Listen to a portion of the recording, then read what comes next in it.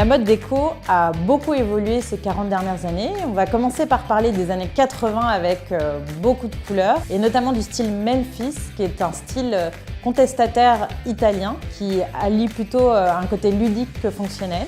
Ensuite, nous parlerons des années 90 avec un retour au monochrome et notamment à des teintes beaucoup plus douces comme le gris, le taupe, le beige. Puis, nous parlerons des années 2000 avec l'apparition du style scandinave, donc un retour plutôt dans un cocon, avec un retour à la nature. Pour finir par les années 2010, où c'est plus une prise de conscience de la consommation, un retour à l'artisanat et l'envie de choses durables.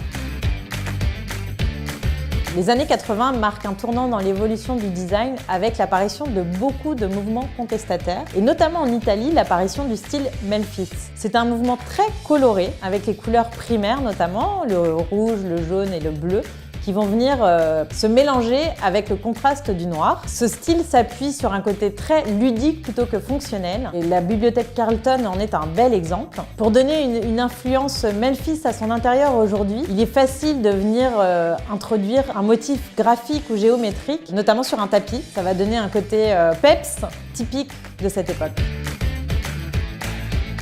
Les années 90 marquent un tournant dans l'évolution du design avec l'apparition vraiment des designers dans tous les domaines. Et on pense notamment à Philippe Starck qui a designé un bon nombre de choses dans les salons. Les années 90 sont marquées par un côté monochrome avec vraiment des teintes très douces comme le gris, le beige, avec des matériaux qui sont vraiment dans la prolongation, c'est-à-dire qu'on va trouver des canapés et des tapis dans des couleurs et des matières qui sont les mêmes. Pour donner une touche années 90 à son intérieur, on peut utiliser le fauteuil Ghost de Philippe Starck ou son tabouret Bubu.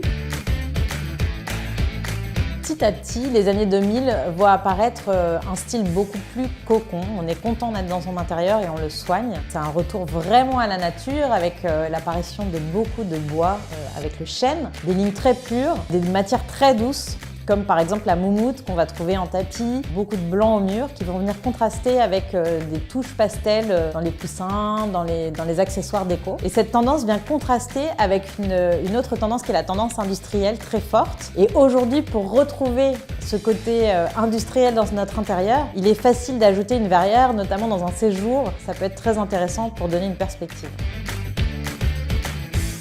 En 2010, il y a une vraie prise de conscience collective sur la façon de consommer et on veut retourner plutôt à un artisanat. Du coup, on va plus être dans une consommation durable. Et le style qui illustre parfaitement tout ça, c'est le style Japandi. Également le style bohème avec beaucoup d'osier. Il y a un vrai retour du végétal. Aujourd'hui, pour avoir un style 2010, il est facile d'utiliser un papier peint avec des motifs palmes, par exemple, pour donner cette impulsion et ce retour à la nature. Donc ces 40 années d'évolution du design sont très riches et marquent une belle évolution.